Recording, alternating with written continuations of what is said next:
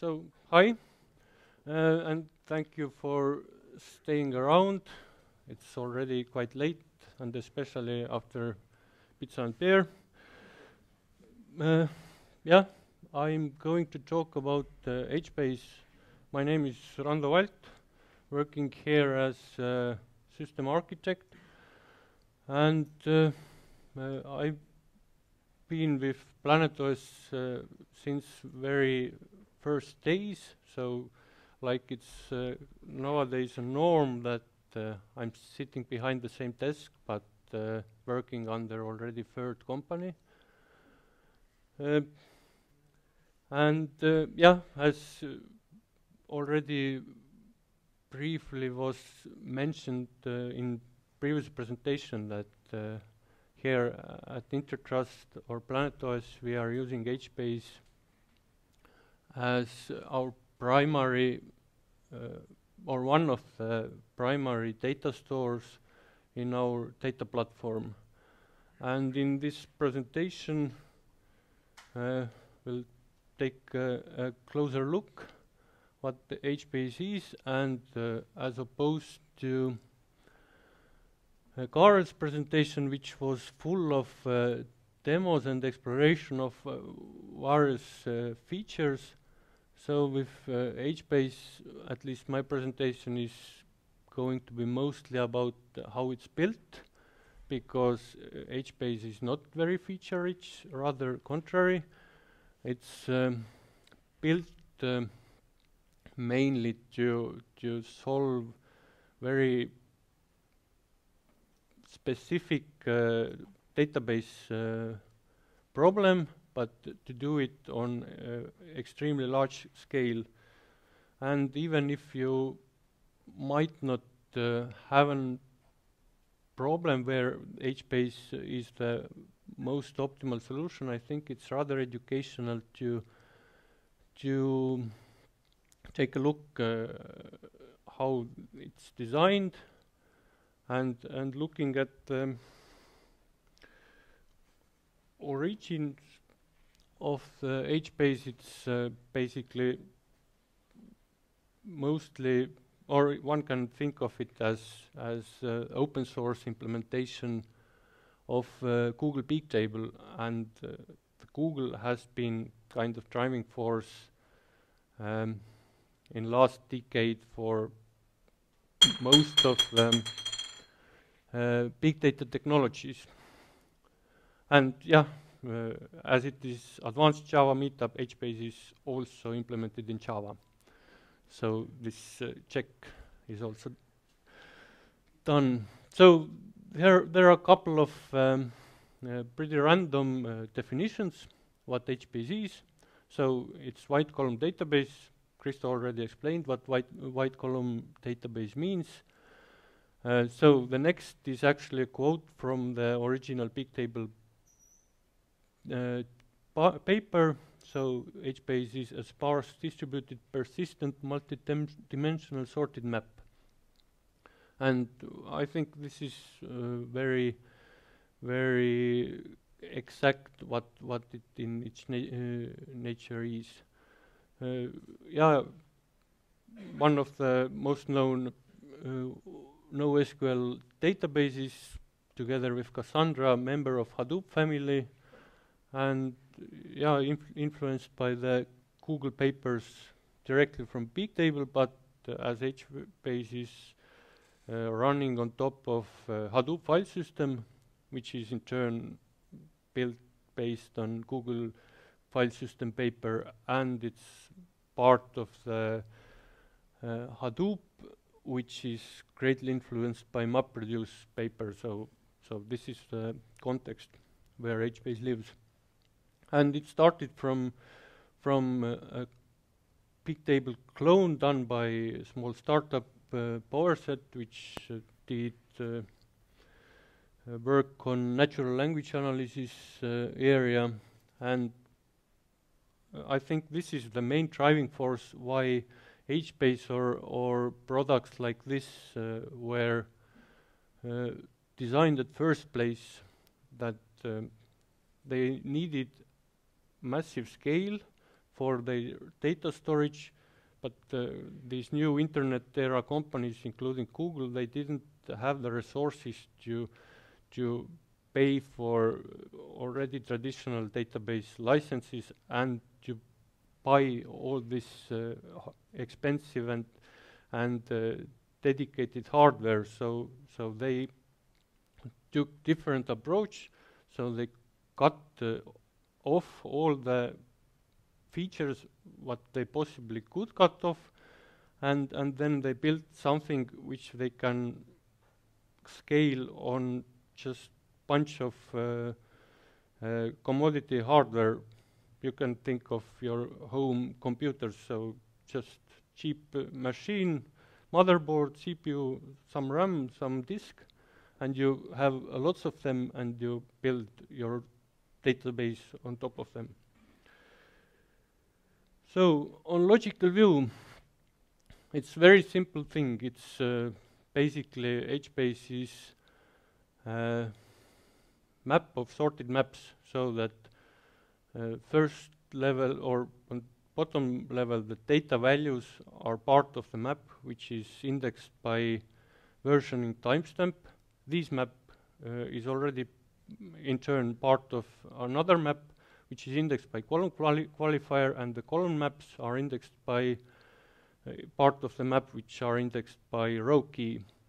And if you think of such a database, so to implement it in memory and in one machine, it's a trivial task. So I think everybody can do it. If you already want reliable persistency for it, gets a little bit trickier. But if you want to scale it into a large number of machines and all this cluster to work reliably without any downtime, data loss, so it's not so easy anymore. So this is was how it can be logically viewed on physical level, how the data is represented. So it's basically there are still tables. So if you would please, so they are kind of similar to relational database tables, or you can think of them as namespaces as well. So each table can be split into regions, and it's kind of a similar thing here what Karel mentioned about Elasticsearch, so that regions are basically table shards, so that once the table doesn't fit anymore into one node, it's split into multiple shards. So for every shard you can have a storages, and the storage is per column family.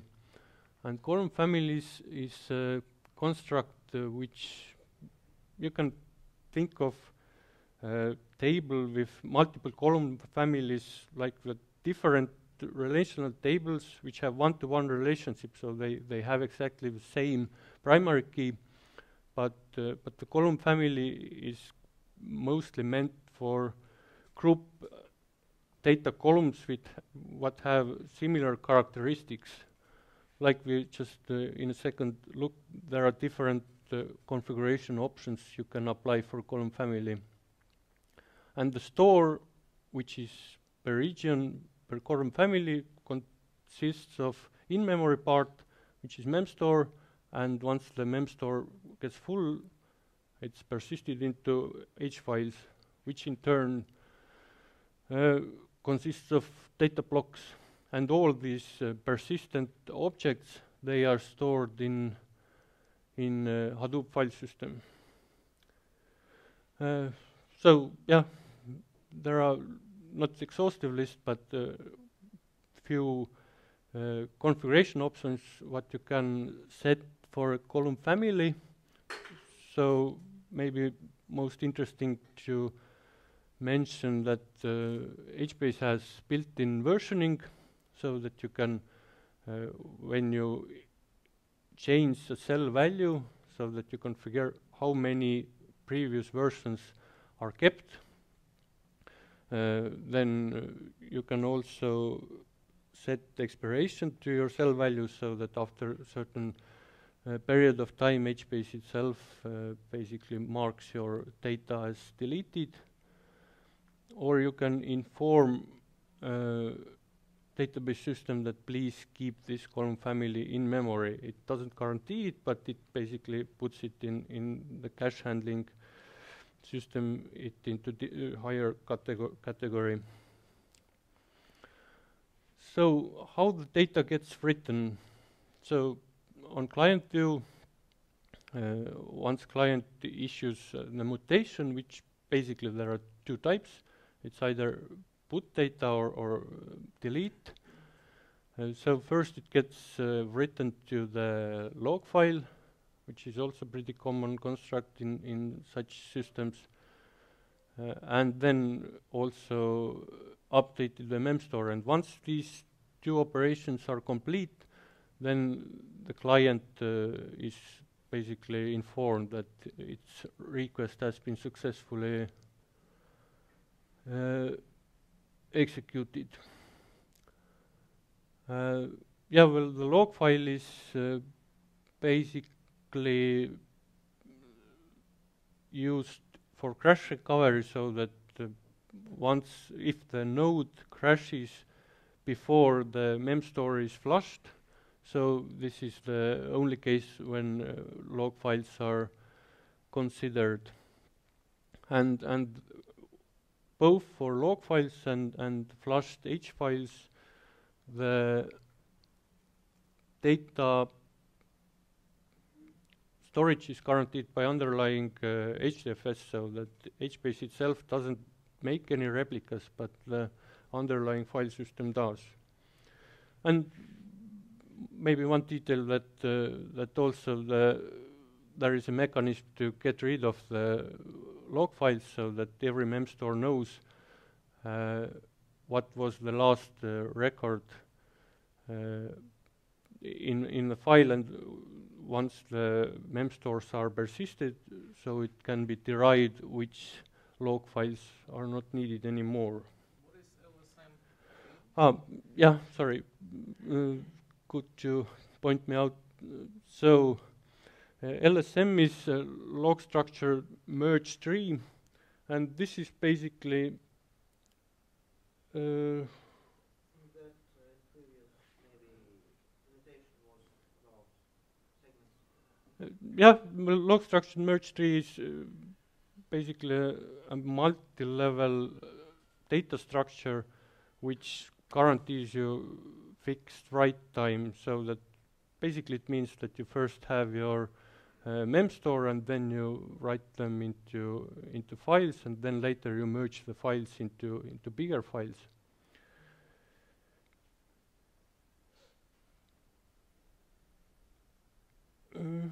Okay.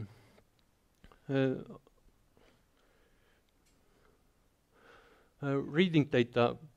Basically, already we learned that there exists memstore and H-file which contain data, and in addition there is block cache which is only considered when making queries, which is last recently used cache to keep most frequent data blocks. And H-file itself contains these data blocks on disk, but in order to find the correct block, H-file is contains at the end the block index, which basically says that from this range of row keys, they are in this block, etc., etc.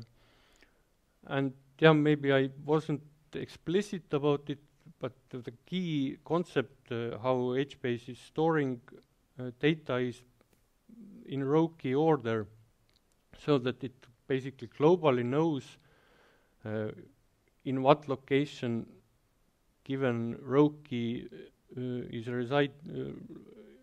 located. And in addition, if we want to optimize not every H file index is analyzed. We can configure Bloom filter, which is compact probabilistic data structure, which basically you can very easily get an answer whether basically as the name says, it's probabilistic, so that it may give you false positive answers but never gives you false negative. So you know that this block doesn't this file doesn't contain your data, but it might tell you that this file contains, but it actually doesn't. But this will greatly optimize the number of files what need to be inspected during read. And the read operation, which is efficient, the only one is where you can scan for the data based on your row index ordering. What I forgot to mention on the right part also, that as similar to Elasticsearch, the data files which are flushed to the persistent store, they are immutable, so that whenever an object is deleted or object is changed, so it means that there is delete marker written to the store, and in case of update also the new value. So it also leads to the increase in size, and similar to merging segments in Elasticsearch. So HBase has also compactions. So basically to address similar concerns, to get the number of files to consider during the read operation under certain limit, and also the major compaction to get rid of the delete markers or tombstones. And the major compaction can happen, or major compaction has to basically go through all files of the given region, because only then it knows the full history of data rows of the same row key. And yeah, the usual problem with this kind of LSM systems, there is write amplification, so that the same data gets written multiple times. So ideal write scenario consequently for HBase is basically then you write new data and you don't delete, or you don't write updates. What about memstore? What does it contain in memory? There is a separate cache in front of it, so is it also memstore is on write path. So the memstore basically, once you let's go back. So once you write the mutation, so it gets to this write-ahead log, which is just for recovery, and then this is basically the at that point the memstore is the database location for it. So that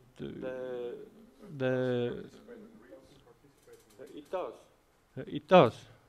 But the idea is that it won't involve writing to the actual database during the mutation execution.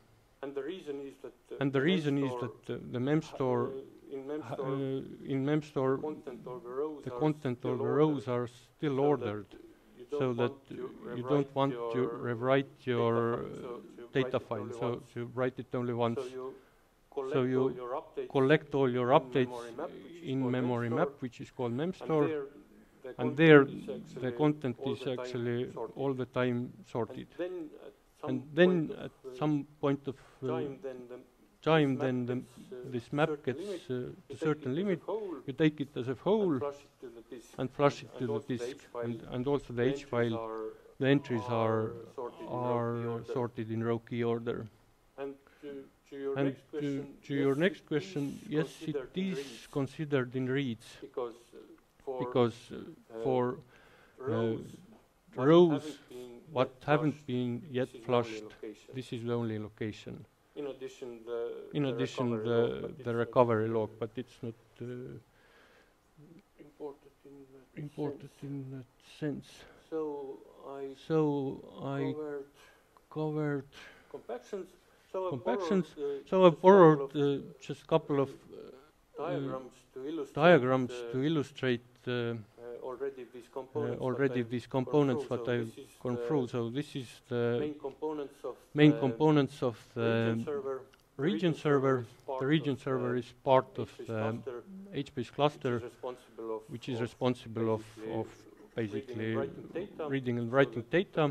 So that the previous talk has been mostly focusing on this part, and as you can see, it sits on top of HDFS data node, which in turn is a component in Hadoop file system cluster, also responsible of reading and writing data.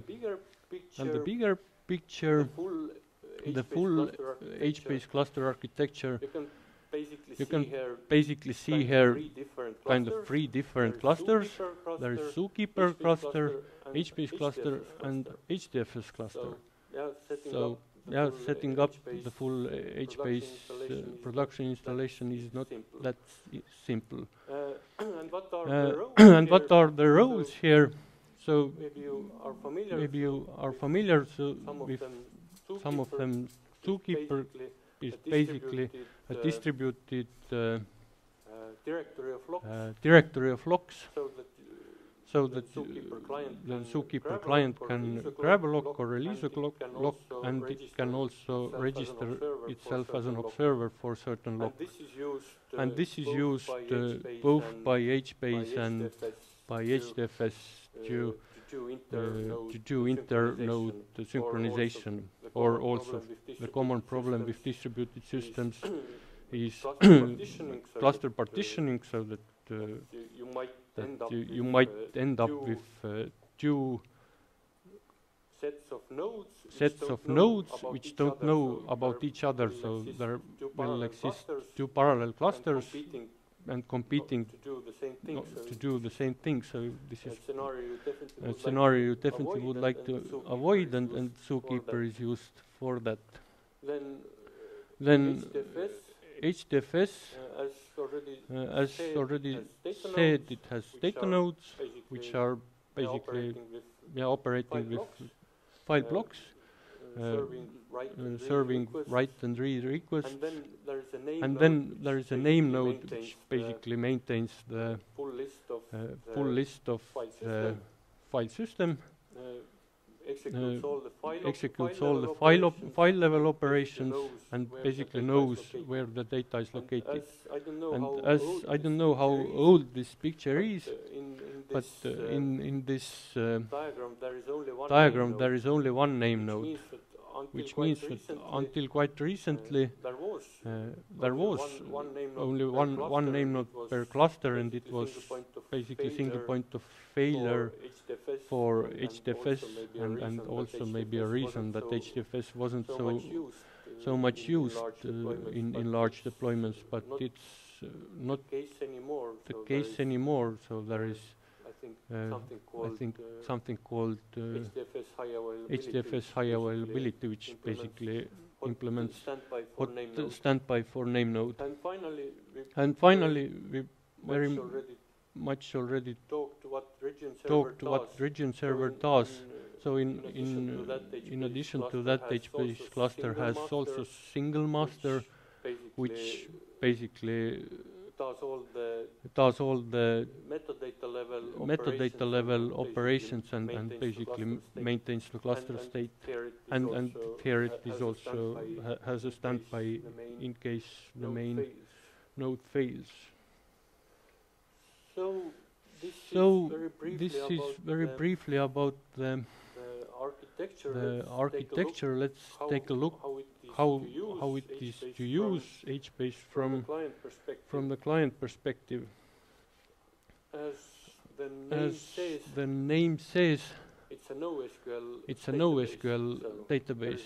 So there is no SQL, and this is pretty much the list of operators or operations you can do or use from client side, so that you can basically create a mutation, which is basically you have to specify row key and the columns and their values, and then you can set it send it to database. This is a put operation. Then you can retrieve a collection of columns of one row by get operation. You can delete a collection of columns or all columns of one row. Then check and put and check and delete are basically doing put and delete on certain condition, so that you basically the provided column value has to match with stored value, and only then you can this will execute it, and you can use it, for example, to implement optimistic concurrency or exactly once right in some data pipeline scenario. Then there is atomic increment, so that you can in one operator read and increment and write back value as one atomic operation, and the scan, which is range scan. And in addition, I always for scan you can do the further filtering. There is a list of possible filters which are pre-implemented, but you can add your own. But the important thing to note is that filters, although they are executed on server side, they don't minimize the traffic between actual data storage and the HBase node, because there is still only one way of reading out the data, which is by doing the range scan and then applying the filter. Then the traffic from HBase node to client will already have filtered data. And maybe just to get a little bit feeling what HBase might what it would be feel to work with HBase. For example, with page filter, you can set the page size, what you would like to get back, but HBase actually doesn't guarantee that you will not get more, because the page filter is independently executed on each region server, and if the data is actually coming from multiple region servers, so that the total can be actually more than you have specified, and these kind of things it's quite common than working with HBase. Maybe a stupid question, but how do you store like a differently structured data into this single table?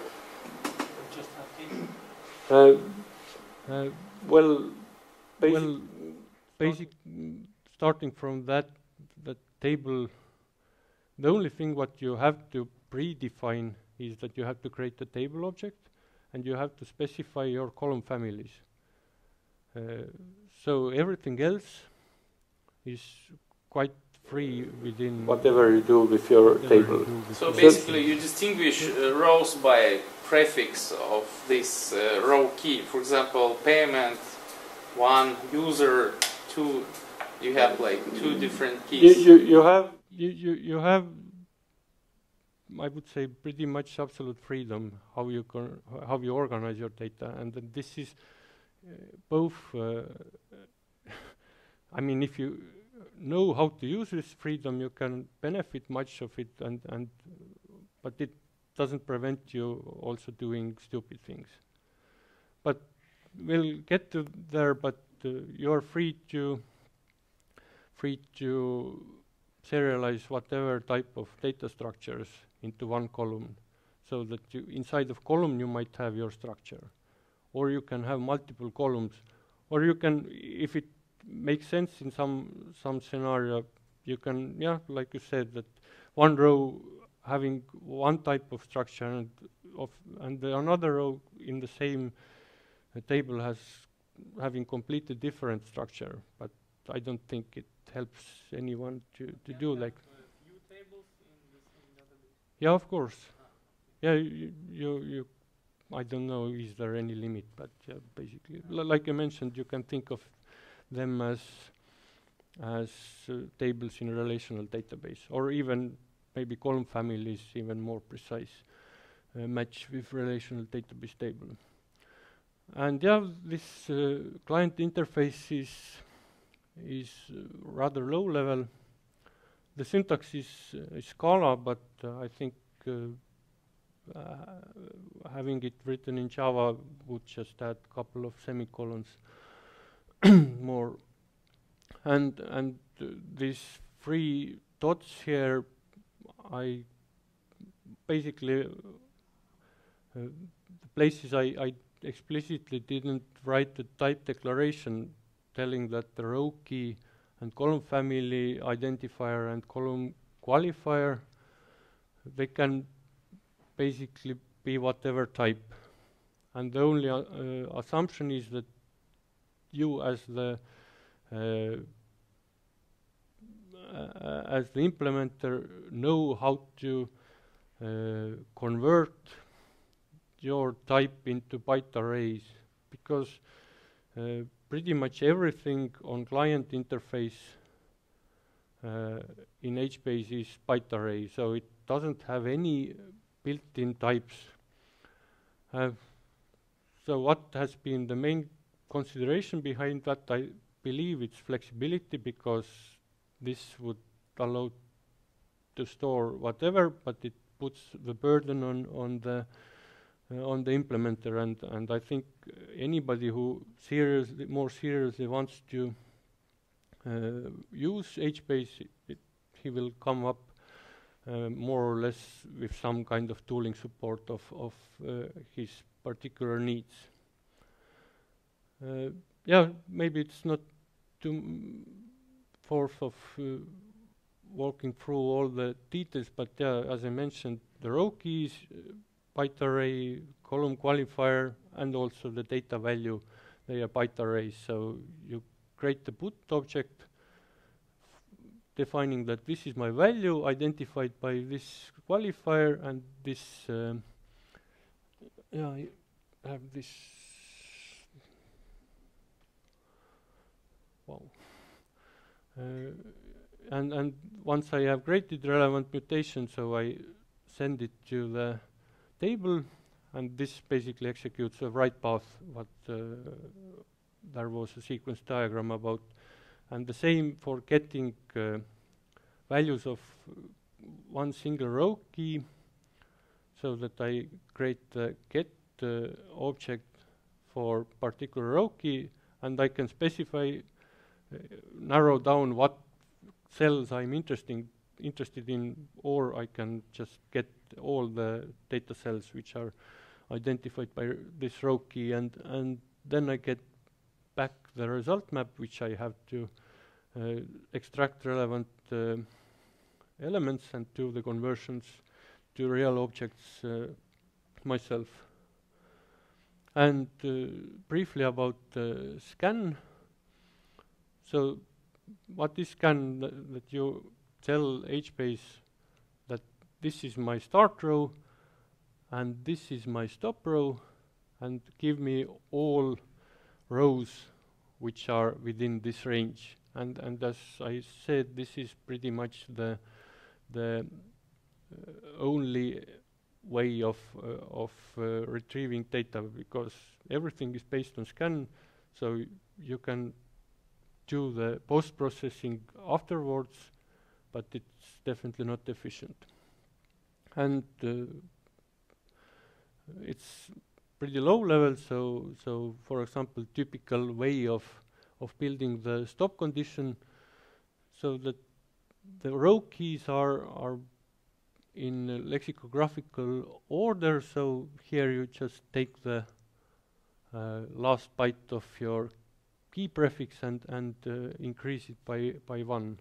Of course, you run into trouble if it happens to be already max value of byte, but then you have trouble anyhow.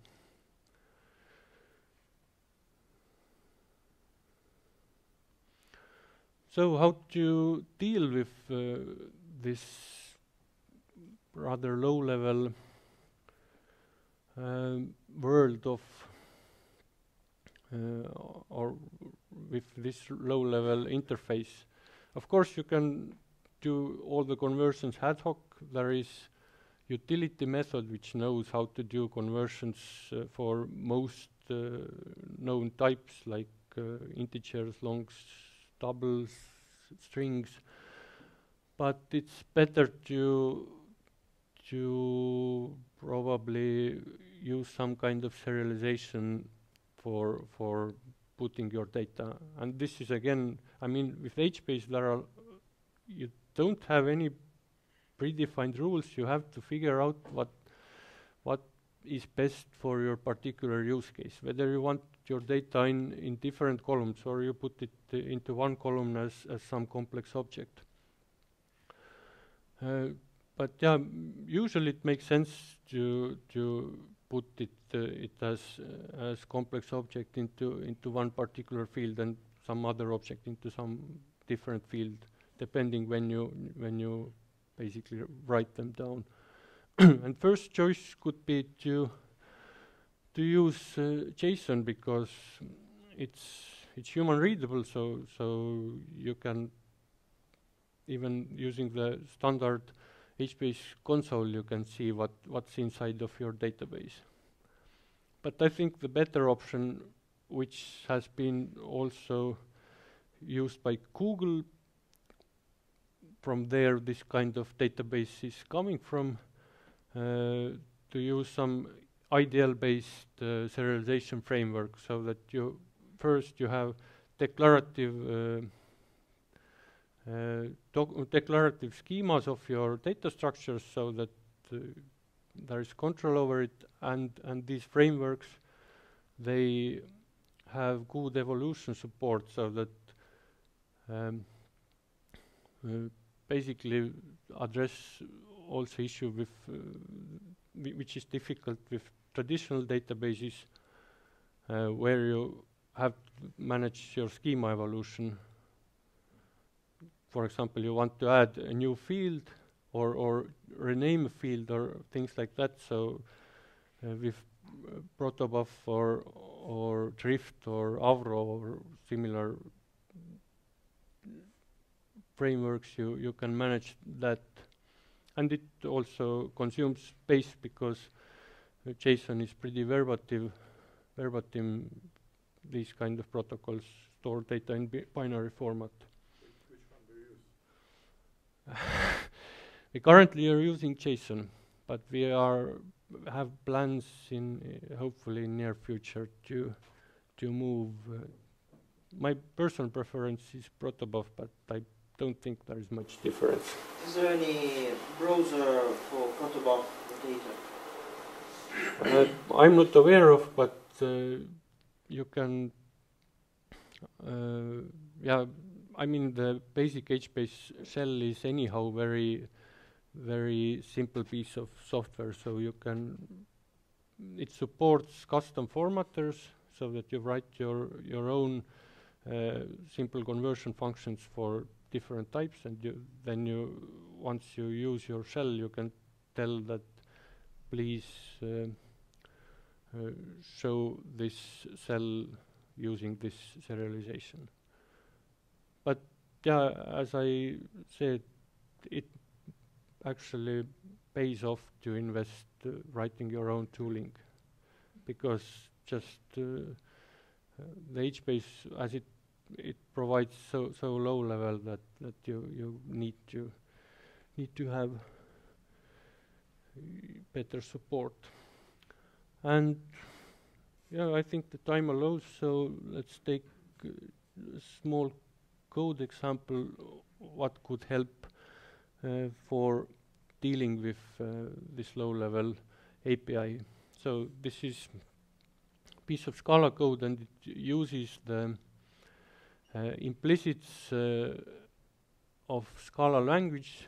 Implicit is basically a compile time mechanism which allows to look up for specific type of values or methods producing values or even classes, so that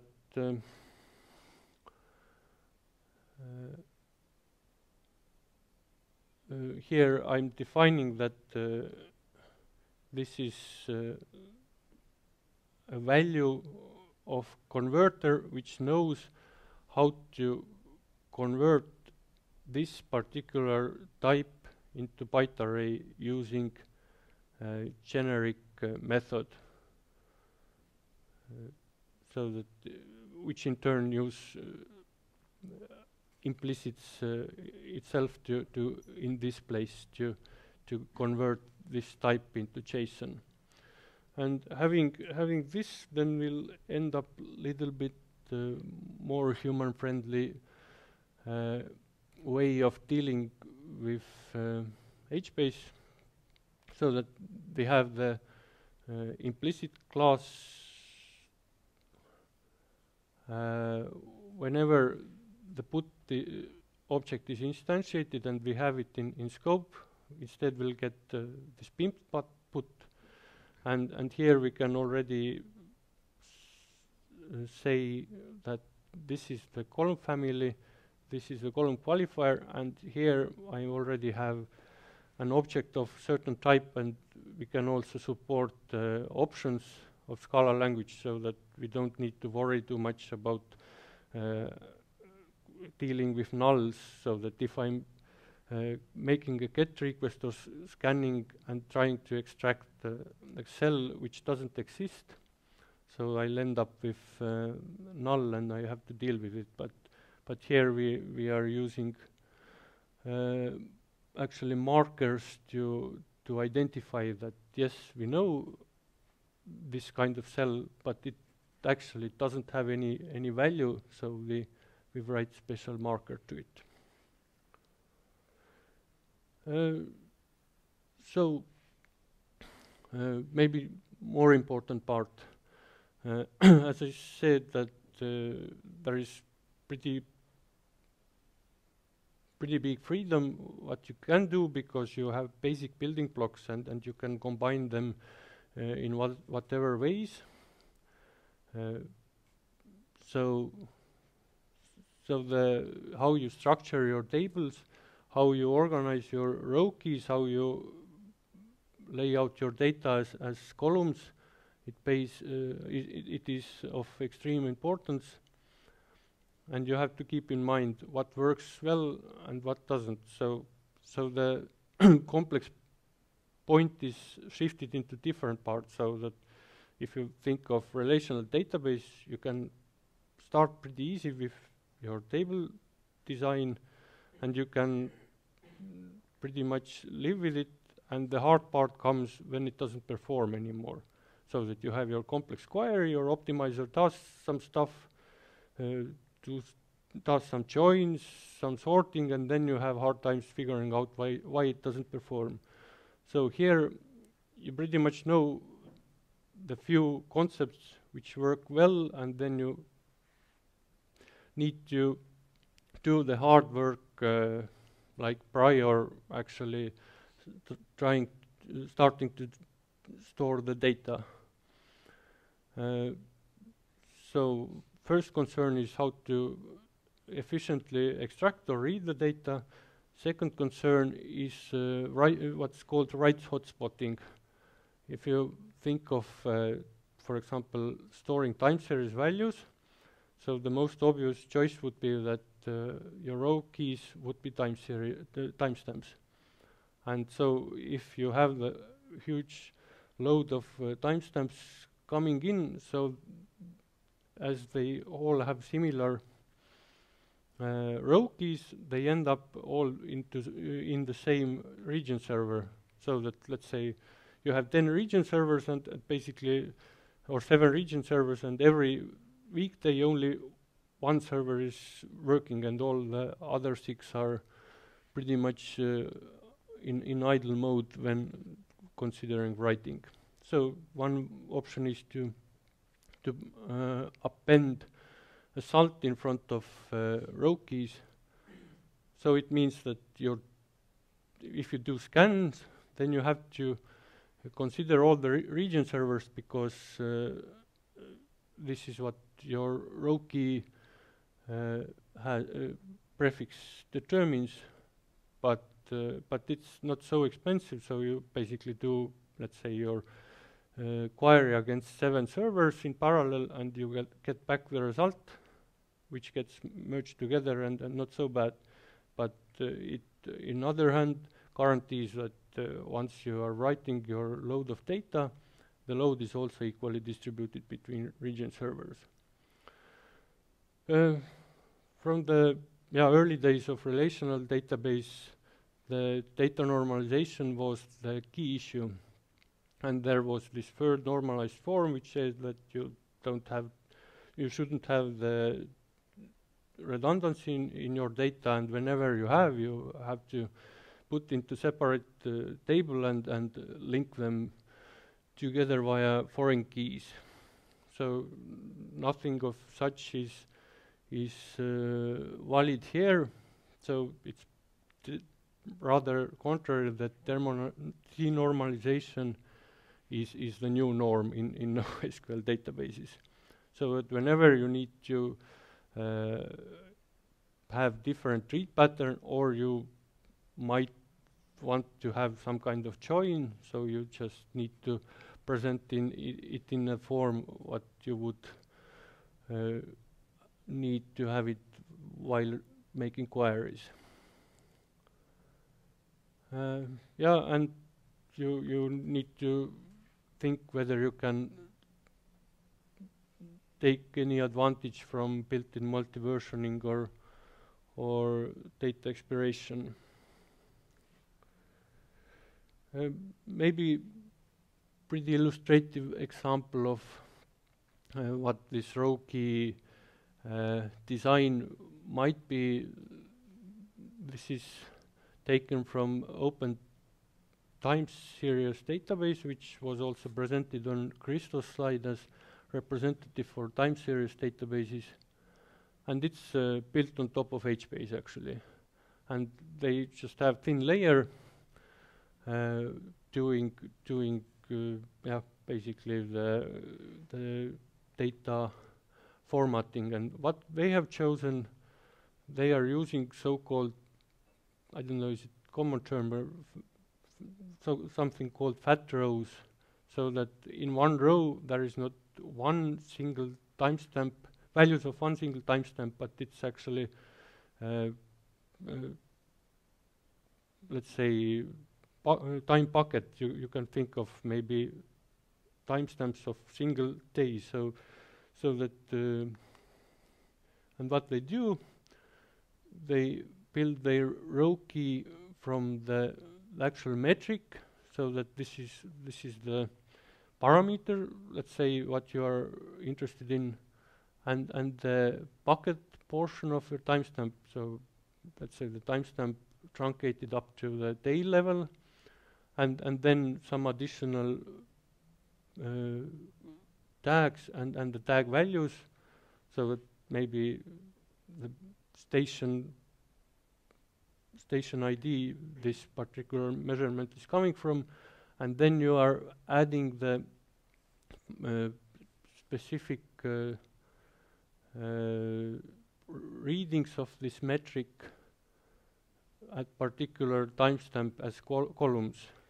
So there is clearly visible that there is some kind of compromise what you do as row key based scanning, and what you do doing scanning within one row. And also one aspect to note that, as I mentioned, HBase or NoSQL databases, they don't have any metadata of tables, so they are just persisted maps, and which means that also map keys are always persisted, and so it pays off if you have short row keys and if you have short column qualifiers. So instead of including here full metric names or tag names, so they just do the registration of your classifiers and provide you with 3 byte identifier instead. About the normalization, which seems to be a trap as itself, because in order to address the needs for different read patterns, you need to have multiple representation of data, but you don't have inter-row transactions, so that you cannot out of the box build a system where you can say that I want to write data into this table and into this table, and it will succeed only if both writes succeed or none of them succeed. So ordinary or common transaction in relational database world. So again, you need to figure out some workarounds. So just a simple example how to achieve that. So it kind of assumes that you have reliable messaging system, for example Kafka, and which guarantees you at least once delivery, meaning that this consume message gets invoked at least once. And here you do simple trick with sequence numbers and using this check and put methods, which means that you actually do write only once, and if your application crashes in between, so it's guaranteed that it gets reinvoked because you didn't acknowledge your message, but the second time it won't write it anymore because it already had this new sequence number written in. So it's not transactional in full sense, but in a sense that it's not consistent all the time, but it's eventually consistent, which is pretty common term or common situation with big data systems as well, so that you cannot make distributed transactions, or it's actually very problematic and expensive operation. Instead, you build methods like this, so that you end up at some point of time with consistent picture, but it doesn't guarantee that the client meanwhile can see inconsistent things, so that then it crashed between here, so that the client will see the update in this table, but for some time it doesn't see it in this table, but then the system keeps running. At the end it ends up with both. So let's start to wrapping up. Yeah, I'm already almost spent an hour. So the main use case is, as mentioned, it's part of Hadoop, so for analytical things. So if you can live with this limited query operations, which is basically range scans. It's very good for operational store as well, in a sense that it scales very well, and its read and write performance is not greatly affected by the storage size. And as already shown, it's good for time series due to its wide column nature. Yeah, in PlanetOS we are storing our multi-dimensional arrays outside of HBase, but everything else, like the primary copy of metadata, the control flow, persistent state, event sourcing, and also the time series data, we use HBase for that. With time series, we have opted much simpler model than this OpenDSDB, but yeah, we don't store the full history in HBase, but after some time they extract the content and put them into Parquet files. And then the footprint of time series data in HBase is not very big. Probably also worth noting the main differences between its biggest competitor, Cassandra. They have similar roots, but there are differences.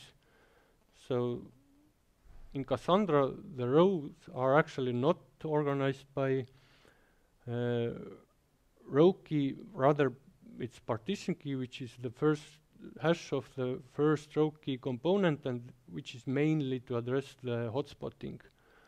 And the other components of the row key are determining the order, so that in Cassandra you don't need to worry about hotspotting, so it's done automatically. Also, yeah, worker coordination, HBase, there is single master. In Cassandra there are multiple seed nodes, and the similar goes about internode synchronization, which in HBase it's via zookeeper, while in Cassandra it's a gossip protocol between multiple parties. And maybe one of the most important part is that in HBase it's very firm consistency on row level, so that this is proven and everybody can rely on it. With Cassandra it's a little bit trickier because it's highly configurable, and it maybe works, but at least some people have doubts. And Cassandra, I think it's much more user friendly. It's definitely easier to set it up. It has support for secondary indexes, some declarative query language. One can argue, is it good or bad, in a sense that it's not SQL, but some weird dialect of it, and it has data types. Why did you choose HBase? I think the main reason is this, so that Yeah, but it's configurable, so you can achieve the same level with much less effort and with much less complexity. Why HBase? yeah, I actually have difficulties of answering that, so it wasn't my decision. I kind of understand the reasoning behind. Actually, at first place, I wouldn't chosen NoSQL database at all, because but the trick is that it might pay off at current scale, where our database size is about 1 terabyte or below. I believe we could have survived pretty well also with Postgre or something like that. but as our intentions are beyond that, so hopefully over time it will pay off. And one important aspect for us is that as we are building, as Krista mentioned, some kind of different type of system which can be looked at it also as database with multi-dimensional array data. So we are pretty much going with the same path what for example HBase has been, so that we are dealing with similar problems, and so it's at least educational. So that's true that the starting point is rather this learning curve or adoption curve for HBase is not the easiest one. I think also if you are thinking about or choosing between Cassandra and HBase, it's a little bit about religion as well. So that some people are believing that that HBase, although it's harder to use, but they can sleep better because they know how it works. With Cassandra, it's not so clear. So, by the way, I have the evil. So, who was the Cassandra? Do you have experience with? Basically, at some moment of time, I evaluated both of them. And with HBase, it was a real pain and single point of failure and lots of servers and much more complicated to set up. So we ended up with Cassandra. So what kind of use case do you have? Well, it didn't shoot. Sorry? This use case, well, the choice eventually it didn't shoot. It didn't work at all. So this was kind of startup thingy targeted for lots of millions of users, but eventually the project was closed. So we get more information from Alexei or Sergey here. So it was 7. I think Cassandra has many use cases. I'm not against it. Especially if you want to store time series, Cassandra is pretty good. Yeah, we actually did some experiments storing time series into Cassandra, and maybe there I am the responsible why we choose HBase, because the argument was that there is not, as we are using HBase anyhow, so there wasn't justified to introduce another system, because at some level they are comparable, and it's yeah, as I said, might be matter of taste or matter of belief. And has anybody used in Cassandra this lightweight transactions? That's the equivalent of HBase ACID. So again, I don't have personal experience, but my impression is that they probably finally got them right, but they actually kind of slow. So if you actually want to update data like row by row, but each row transactionally, I am not so sure that Cassandra is a very good choice for that. But I am not Cassandra expert, so take it with a grain of salt. Just my opinion. Yeah, I have 2 slides to conclude my presentation, and then we can take more questions. So to conclude, the main strengths: it's extremely scalable, very efficient writes, like this log structure merge trees says that the writes are pretty much constant. One read path which is very efficient. Yeah, but the problem is there is only one, and it is considered to be consistent and partition tolerant in this famous CAP theorem terms. And weaknesses, as you already learned, the feature set is very minimal, low level. You have to do a lot of your own tooling and workarounds to implement data redundancy and stuff like that.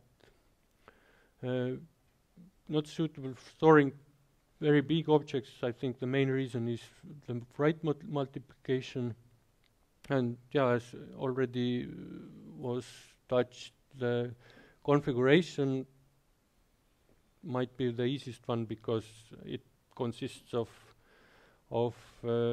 basically 5 types of nodes, the full HBase setup, and the read performance degrades because yeah, the mutations are added to H files, and if you are changing without compaction, so your data footprint is growing and it affects the read performance. So that's all I wanted to say. Any questions? How many regions do you use? We currently are running 3 region servers.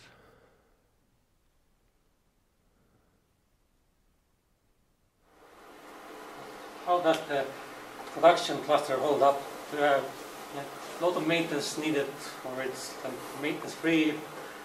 The current experience, which is not so long, we didn't have any problems.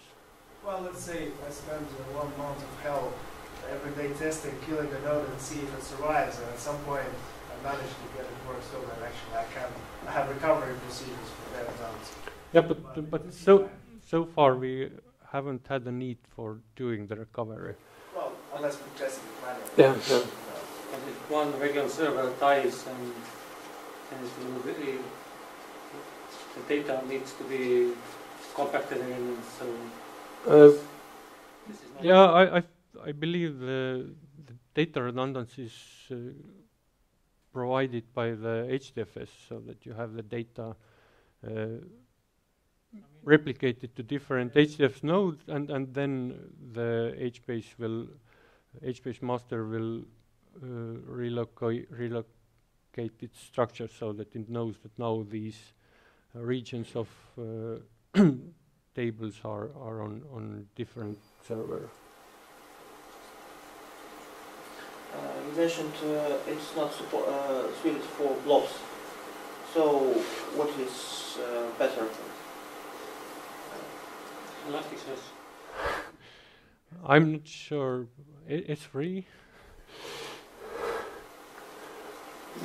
Because blobs are textual data, then Elasticsearch is binary data, then S3 is.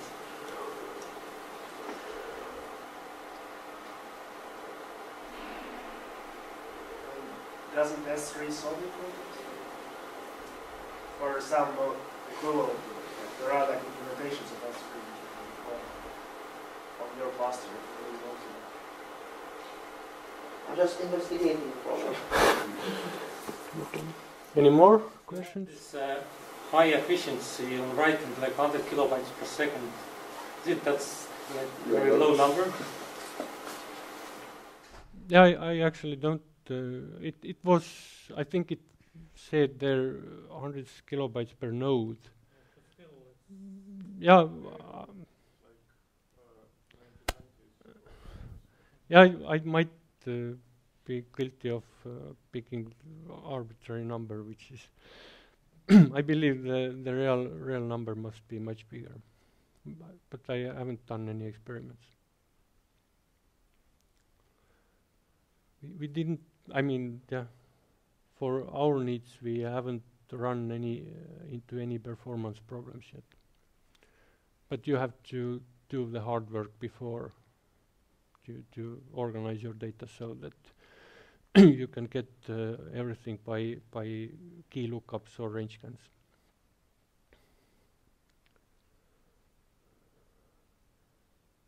If that's all, then I have the mandatory slide, and thank you.